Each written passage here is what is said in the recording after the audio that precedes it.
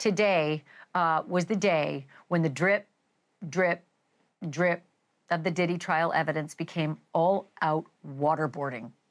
And wouldn't you know it, it came from a celebrity stylist who sashayed his way up onto the witness stand. Deontay Nash had the kind of joie de vivre and sass that literally had that courtroom hooked from the moment he showed up. Apart from being right out of central casting, Nash hammered nails into Diddy's coffin today, one after the other, by testifying about things that line up squarely with racketeering. If you think the trial so far has been all about domestic abuse and not about the charges that Diddy's actually facing, like sex trafficking and racketeering, this stylist, Deontay Nash, his tour on the witness stand might just change your mind. Look, it is no secret that Diddy was violent, abhorrent, disgusting. We all saw what he did to Cassie on video. He admitted to it himself, but he's not charged with assault. And Deontay Nash testified about things that went way beyond violence and went straight to the heart of the prosecution's case: force, fraud, coercion. He told the jury that he actually witnessed Sean Combs regularly beating and threatening his girlfriend, Cassie Ventura, and that he would threaten to release the sex tapes of her. That he would use those sex tapes to get her parents fired from their jobs. And that he, Diddy, as head of Bad Boy Records, would refuse to release her music if Cassie didn't do as he said all the time. If you're keeping score, that kind of behavior from a guy at the head of an enterprise could easily be seen as the jury as extortion, coercion, forced labor, all the elements, the racketeering charges that Diddy's fighting. The stylist also testified that on Cassie's 29th birthday, she confided in this stylist that she did not want to participate in Diddy's planned freak-off. After all, it was her birthday, not his. Maybe there were some freak-offs that she enjoyed, and maybe there were some that she did not, but felt she had no choice. For the record, forcing your employee, using your enterprise and your power at the top to have illegal sex with prostitutes that have crossed state lines, that's called sex trafficking, friends. It's called forced labor. And that is what Diddy is charged with in this trial. But this trial has so many people asking the question, what exactly is RICO? Well, technically, RICO stands for Racketeer Influenced Corrupt Organization. And back in the 70s, the feds created it as a means to bring down the mob, like an umbrella charge that bunched all together a whole bunch of different crimes. And that is the same federal law that Diddy's facing now. My next two guests know this law maybe better than anyone and know how hard it is to beat a federal RICO case because they're both former mobsters jailed by the feds for RICO. Michael Francisi was a captain in New York's Colombo crime family. He served 8 years for racketeering and extortion. And Anthony Ruggiano Jr. is the son of a Gambino crime captain who was locked up 4 different times for robbery, gambling, and yes, RICO. Michael and Anthony, welcome to both of you. And Michael, I said Francisi, and I think it's Francis, so I will correct myself before we even get started. Thank you both so much for being here. I have so many questions for you.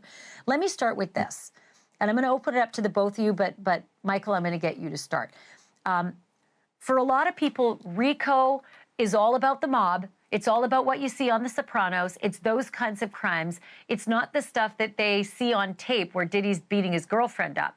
But I know that you guys have had a chance to kind of look into this case. You've heard what I just said in the opening of this case. So do you think that this is RICO, or are you scratching your heads? Well, you know, first of all, you can say my name either way, Francis or Francisi, so you're correct. But I will say, you know, the RICO statute was definitely created, I think back in 1970, a fellow by the name of DeBakey created it specifically to go after the mob. No question about that. It's certainly evolved over the years because the government obviously can use a law in any way they see fit. They've gone after Wall Street people with it and a lot of other people. So they'll use it outside of the mob. What's a little bit confusing here is normally there is a criminal enterprise that's involved, a group of people. I had 3 racketeering indictments, 2 federal and 1 state. And in each case, it was the Franzese family, the Franzese group as part of an enterprise. And I had a lot of co-defendants. I didn't hear the government's opening statement on this to see how they tied this into a racketeering statute, because as far as I know, it's only Diddy on trial, and he's on trial alone. So are they claiming that he is a one-man enterprise? That's what's kind of confusing to me, because the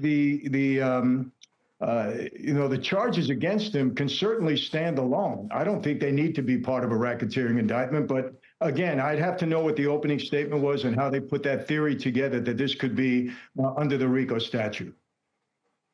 So you know what? I'll throw this in here, and Anthony, you can jump in. From the way I see things, what the prosecutors have tried to determine was that here's Diddy at the top of Bad Boy Records and the enterprise that he's created, the big businesses that he's created. He's got employees that he's paying as security. He's got employees like Cassie, who is supposed to be releasing music. He's got employees like assistants who he tells, you go and set up the free coughs and you go and get my drugs. And, you grab Cassie and bring her to this vacant building and threaten her with a lie detector test. So I think what they're trying to say is that he used his business and he used his corporate card from Bad Boy Enterprises and he used cash from the business plus assistants and employees to carry out a lot of the crimes that they're alleging one after the other, with these witnesses. So if I lay it out that way, Anthony, what do you think? Do you think this lines up with the RICO that you know? I feel a lot like Michael. I'm struggling with it too because my RICOs also, there was co-defendants. I read his indictment. I started reading his indictment today. And his business is the enterprise, and the people that worked for him were part of the conspiracy. So maybe they're unindicted co-conspirators, and they got immunity because, like Michael said, on my indictment, it said the United States of America versus, and then there was 8 names. And we all conspired to commit crimes. Diddy's alone.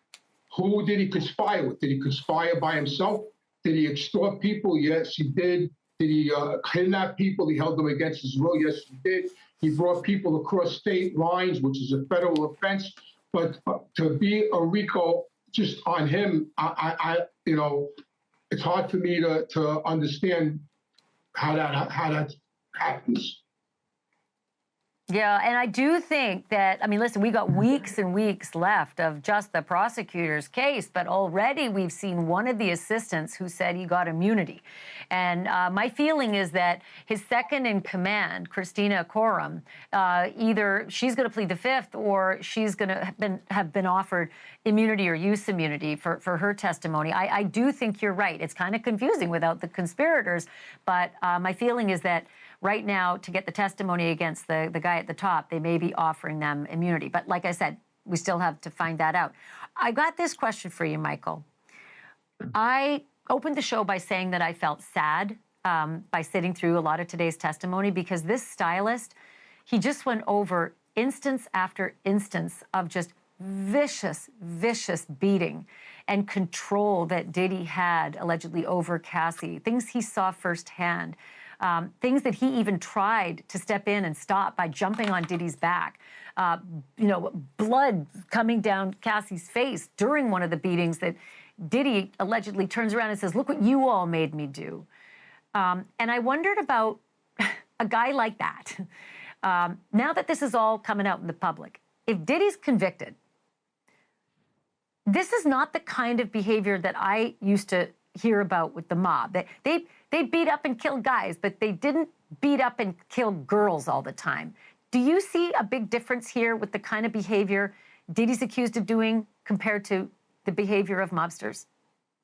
Oh, absolutely. Let me say this. I always take the position, someone's innocent until proven guilty. That's just my position all the time. However, we have seen certain things. I think everybody has seen the hotel video where he was obviously beating her up. And the testimony has been absolutely despicable. And nobody in my former life would ever approve of something like that. And I think Anthony will vouch for that. We didn't beat up women. We didn't do things like that. We were taught to respect women in a big way, especially our families. So, in our life, if you violated another made man's wife, daughter, sister, mother, you're in a lot of trouble. So we didn't stand for that in any way, shape, or form. And like I said, the acts that are being described here are disgusting, despicable. If somebody like that was in our former life, he wouldn't last, quite honestly. And again, I would love to hear, I believe that the defense is going to attack the RICO statute here. You said, possibly there are witnesses that have been given immunity. Not possibly, 100%. I mean, that's how government builds cases. They go after people, they get them to cooperate, and they give them immunity. So like Anthony said, there's probably several unindicted co-conspirators here that all decided, hey, we're not going to take the fall, we're going to cooperate. We're going to testify, and that's why they weren't indicted. So I would believe that when Anthony said that, they're going to use the theory that you said, that the whole, Bad Boy Records was a criminal enterprise. He was at the top of it. He used these other people to implement his criminal schemes, and that's how they charged him with RICO. But these acts are just, the real question is, how did this go on for 20 years? 20 years this was going on. A guy as high profile as that, and I've said this before, and nobody gets charged for it. It's allowed to continue for 20 years. There's no question that people knew that this was going on. There were high profile people involved. How does something like this go on for 20 years? Anthony, in our former life, this wouldn't last a year. People would be down in it.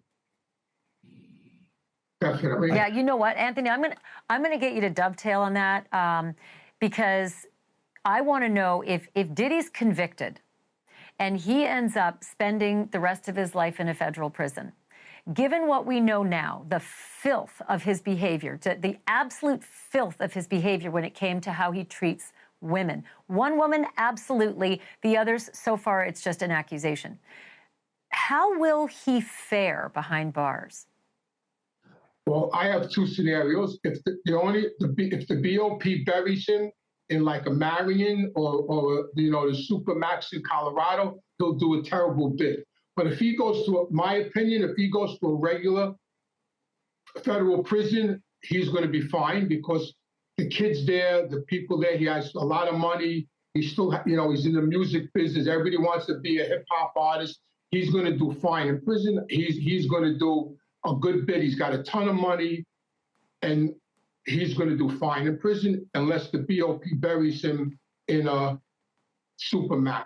That's the only way he's going to have issues. Other than that, I don't think he's going to have a problem with a certain group of people. Maybe mob guys might shun him. I'm sure people might throw, innuendos at him. He might have a fight or two, but overall, I think he's going to do fine in there because of who he is and all his money.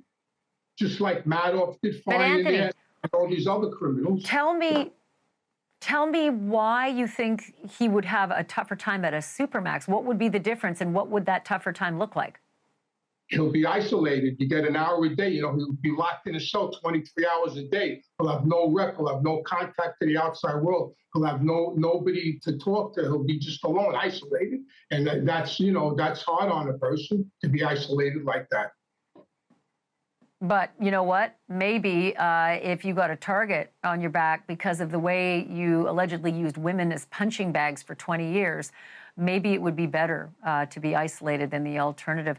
Can't thank you both more for being so candid about your past and helping us to sort of understand what's at stake in this federal courtroom. I'd love to have you both back. Michael Franzese and Anthony Ruggiano, thank you so much. Thank you. Thank you. Pleasure. Thank you. Really appreciate it.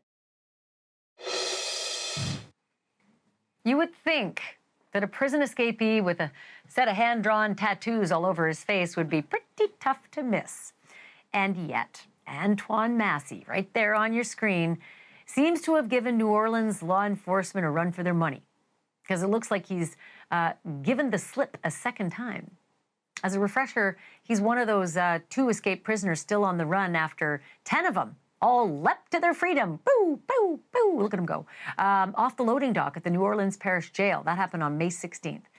And now police next door in Natchez, Mississippi, about 3 hours from the jail, got all fired up yesterday when they got a call that Mr. Massey was spotted there. But after a day of combing the area, the sheriff has called it quits and announced that if Massey was in Natchez earlier, he's managed to slip away. The U.S. Marshals took that disappointment one step further today, telling reporters that after 12 days on the run, Antoine Massey and his fellow escapee, Derek Groves, could realistically be anywhere in the United States by now. I'm going to break in with developments in that manhunt if anything happens this hour. And believe me, something has been happening almost every single night. So, don't go anywhere. But first, I've got this update on yet another manhunt that we're watching very closely in yet another neighboring state, Arkansas, and another sleepless night for the people in the Ozarks. 3 days ago, a convicted rapist and first-degree murderer put on a fake law enforcement uniform and simply walked out of the maximum security facility where he was supposed to be serving a 50-year sentence. His name is Grant Hardin, and if cops are having trouble getting eyes on him, it may be because Harden knows how easy it is to stay one step ahead of him. He's a former cop himself, 30 years in uniform, and not just a cop, a police chief. Grant Hardin has now been on the run for more than 3 days, and people with personal ties to this violent felon don't know if he just wants to get away or if he's hell-bent on getting revenge. Let's go live to northern Arkansas right now in the Ozarks, the last place that Grant Hardin was seen. Our NewsNation correspondent Xavier Walton is there live. Okay, so Xavier, what's the latest on the search for this guy? Well, obviously, it continues as night has fallen, and we're going to get ready to enter into day 5. But let me say this, Ashleigh. We received a tip. We started up our day in Calico Rock. We received a tip that an 18-wheeler had given him a ride about 70 miles south to where we are here in Twin Groves. Now, we did reach out to the Arkansas Department of Corrections because they are heading this investigation. They're remaining pretty tight-lipped about this information, so to speak, but just speaking to people here, they said that he was in this area. Again, we got to preface it by saying we haven't confirmed that with the Department of Corrections with Arkansas. But up in Calico Rock, we spoke to several people. We were even there along the train tracks because residents told us they had seen prison guards on horseback. They had seen dogs going up and down the train tracks. This is, again, day 3, and this is what it looked like. I asked the guys on horseback, I said, hey, have you seen anything yet? He said no. And then I started speaking to residents. I spoke to a gentleman at the corner store. Then I spoke to someone in the hardware store.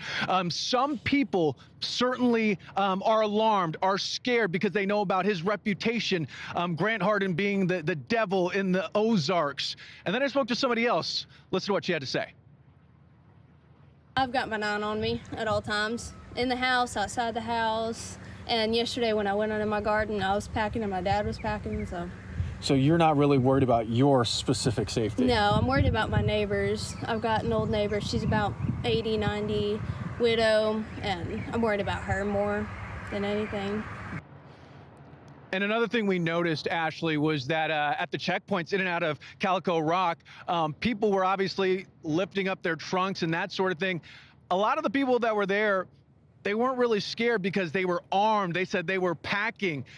Something else to mention, we're still trying to figure out where he is, obviously, with law enforcement. We're talking to people outside of this truck stop saying that their loved ones say that they know where he is. They've seen him. So we're still on the track, again, as we enter into day 5, that Grant Hardin escaped from that prison. Xavier, I just have a couple seconds left, but I got to ask you this. You look at this guy's picture, and he's old and he's fat. I don't mean to be pejorative, but this guy ain't exactly Bear Grylls. Do they think it's going to be easy to track him? Well, it seems like, at least the people that I've talked to and the law enforcement that I've talked to, they're going to get this guy. They are confident that they're going to get him. We were on live earlier, and we watched, it had to be 6 or 7 state troopers just beeline south, and we followed them. I think they're pretty confident they're going to get this guy within the next 24 to 48 hours. We'll have to see if that actually happens. Xavier Walton, just break into programming if you hear anything, and thanks for tracking. That's tough. That's tough terrain, so we really appreciate it. This is a good opportunity for me to bring in Nathan Smith. Nathan Smith is a former prosecutor in Benton County, Arkansas, and he's the guy who helped to put Grant Hardin in prison in the first place. That 50-year sentence for murder and rape was the result of 2 separate plea deals. Gosh, Mr. Smith, thanks so much for being here. I really appreciate it. I just wanted to get your first thought when you heard that this extraordinarily dangerous and conniving man, a former police chief, had busted out of prison. Were you worried about your own security, given that you were the guy helping to put him away? Well, thanks so much, Ashleigh, for having me and for covering the story. Hopefully the publicity will help catch him. It's shocking that when I heard that he escaped. As far as, concerned, everyone's concerned. I don't think people need to live in fear. I do think they need to be alert, kind of like the previous folks were saying, be vigilant, and hopefully that will help law enforcement get to him, because like they have said, he's a dangerous and desperate individual right now.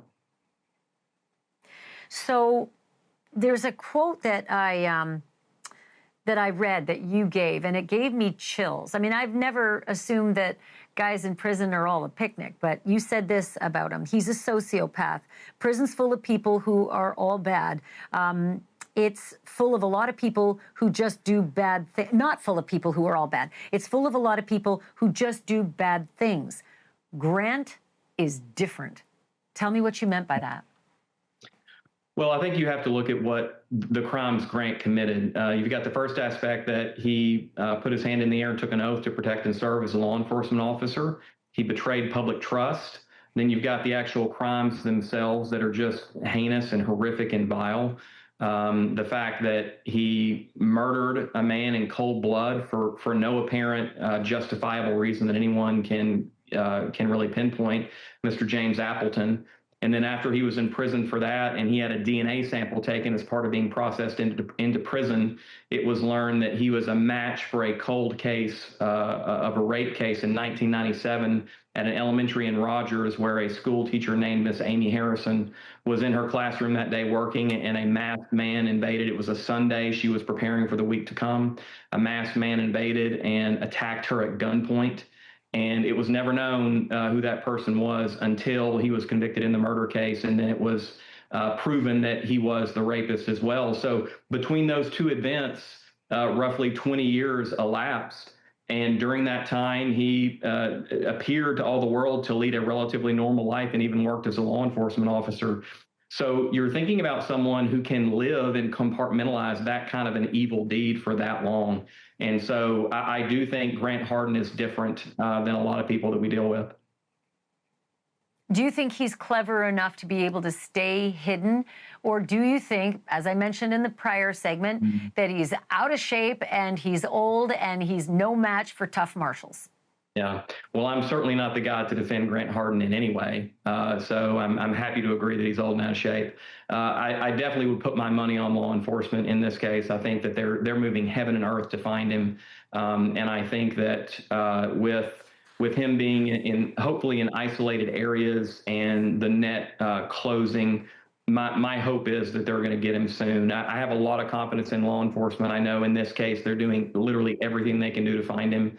Everyone knows it's so important that he be recaptured. Former Benton County, Arkansas prosecutor Nathan Smith, watch your six, my friend.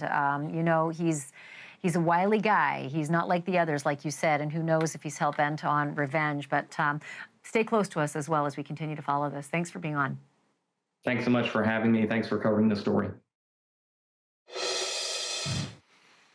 How many times have you heard the expression, kids will be kids?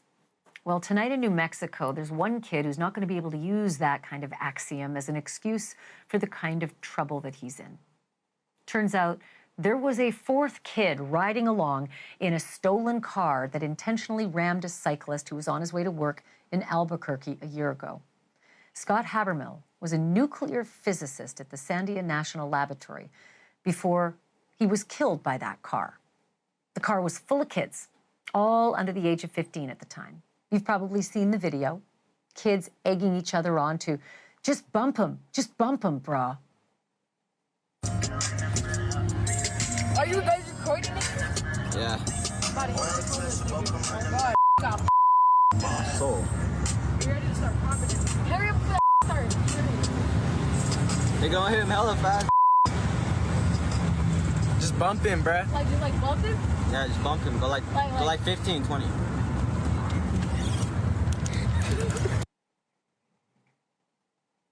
Obviously, we froze the video before a murder actually happened on video.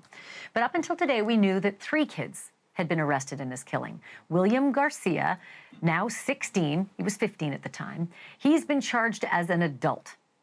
14-year-old Jonathan Overbay, he was 13 at the time, driving the car. He's already pleaded guilty to second-degree murder, and he'll stay locked up for the next 8 years until he turns 21. Charges are also on the way for Messiah Hayes, who just turned 12 this month. Yes, 12, which by the math means he was 11 at the time. Prosecutor told us right here on this show that his May birthday would bring a very unwelcome present. Murder charges. Happy birthday. And we now know that a brand new name is being added to the list. Prosecutors say Elijah Engelking, 16 years old but 15 at the time, was also riding along in that car. Police actually interviewed him back in March, but they say he lied to them. Too bad for him, though. Several people reportedly recognized his voice on the video and gave Elijah up. I want to bring in Jessica Garrate. She's a news anchor and reporter for NewsNation affiliate KRQE in Albuquerque. What a development, Jessica. I didn't think that you and I would be talking about this. So, first of all, is Elijah King, because he's 16 and was 15 at the time, just like William Garcia, who's charged as an adult, is Elijah going to be facing that serious youthful offender and be treated as an adult as well? You can absolutely believe so. The DA probably going to crack down. As we've already seen, as you mentioned, another 15-year-old has already been charged with this, and it's called a serious youthful offender. And what happens under New Mexico law is if your age is 15 to 18 and charged with first-degree murder, you can be charged as an adult and tried as an adult, meaning a much stiffer penalty than if they went through the juvenile courts. The only thing I see as different is that the Supreme Court has said you can't dole out the death penalty when kids are underage. You also can't give them automatic life, no parole, but you can give them life, no parole if a jury decides such, if it's actually adjudicated. So that's a world of hurt that could be coming his way. Do you know anything about Elijah Engelking's background at this early stage? You know, and that's a problem with New Mexico law, that anything that happens to juveniles, all those records are sealed. I've asked police if they could give us an idea if they've dealt with him before. Has he been arrested? I've reached out to the Children, Youth and Families Department, which they cannot release those records under law. But we do definitely start to get an idea if these kids had been causing problems before when they face a judge, because during those hearings, they're trying to decide, are they too dangerous to be released, or what should we do until their trials? And a lot of times during that time, you'll have different people speaking and coming forward, or you'll have them going through their records saying, hey, this kid has been in a ton of trouble, or they haven't. They're going back to school and trying to get their life on track. So we'll get a little bit better idea once he faces the judge. We do know that he was booked this evening in juvenile jail. Okay, so I do know that the police were talking to him, I think it was back in March, a couple months ago. Why the delay? Why did this take so long to actually bring him to the forefront and tell us all he's charged? Well, this is a great question, because they had him and they're talking to him, but he denied being in that car, and they didn't have any way to prove it, and the others weren't talking. But because they posted that video, then it's all over news, a bunch of witnesses came forward. And when you're hearing that voice where they're saying, just bump him, brah, like that's his voice. And that's what witnesses were saying. So that put him in that car. He also was on social media talking about the police investigation and about the crash. And that also connected him to being in that car that night. Yeah, no one's ever going to say that kids are, Mensa at this point, especially when they put themselves on video doing these things. Okay, one last real quick update on Messiah Hayes, that 12-year-old who just turned 12. I can't believe we're even talking about the fact that he just turned 12. He was 11. What's the story on murder charges? They are coming. And I did talk to the DA's office. They are working on it. Of course, we had some difficulty because he was 11 at the time of the crime. And under state law, you can't, with an 11-year-old, you can't put them in a facility. So he went straight into our Children, Youth, and Families Department. But charges are coming. We're waiting any day now to see that happen. And my hunch is that, you know, again, they can't talk about these cases because they're minors. But my hunch is that because of his age, they've been trying to get him some help. Yeah, boy, I think all 4 of these kids are in desperate need of help, and they are kids, no matter what. You can treat them as adults, but they're still kids. Jessica Garrate, awesome work. Keep doing the reporting for us. I really appreciate it. Thank you. Thank you for having me.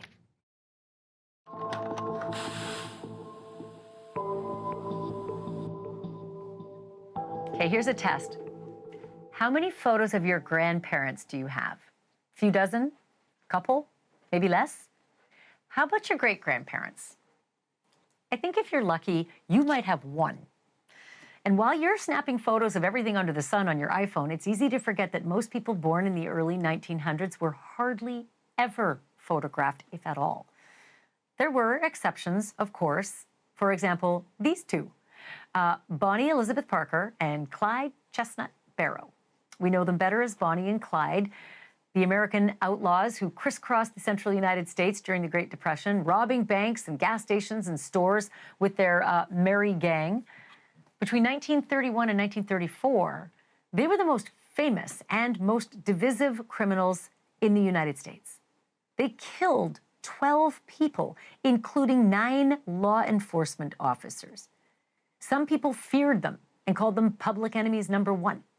But others saw them more like modern-day Robin Hoods, captivated by their romance and rebellion against a system that, you know, had kind of failed everybody.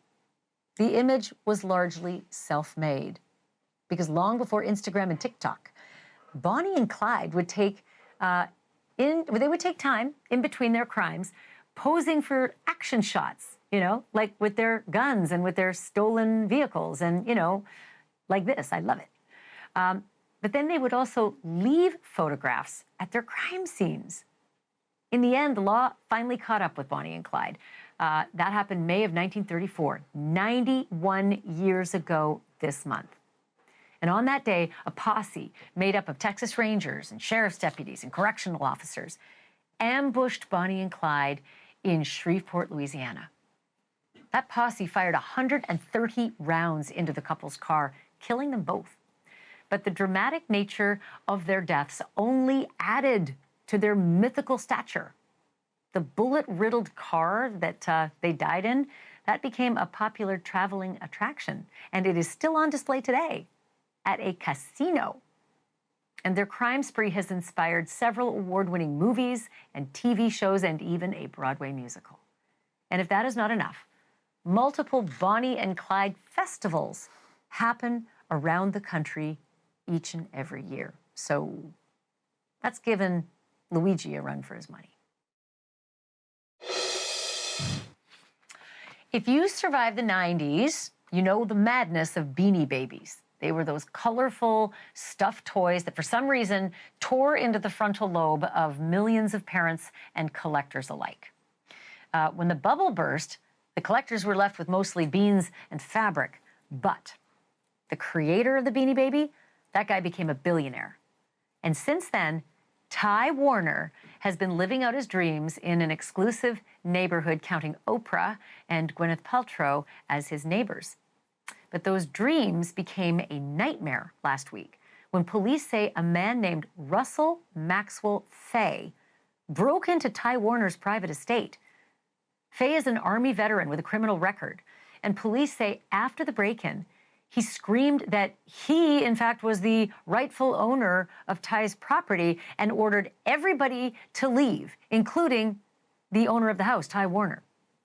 When the police got there, they found Mr. Fay upstairs barricaded in a bathroom, and they also found a woman unconscious outside.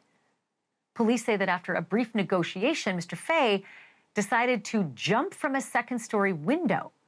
He survived the fall, but was immediately arrested on charges of burglary, assault with a deadly weapon, and kidnapping, and that is the resulting mugshot. So, yeah. The unconscious woman who was found outside suffered a serious brain injury, and she is currently in a coma. Russell Fay is being held without bail. We'll continue to watch this story for developments. As always, I remind you, check out my podcast, Drop Dead Serious. I'm doing daily updates on Diddy and on Karen Reed. And today's Diddy is particularly in depth, and it really lays out that RICO case in case you're confused. So check it out. Thank you for watching. Subscribe below and download our NewsNation app right now on your phone, and you will get fact-based, unbiased news for all Americans.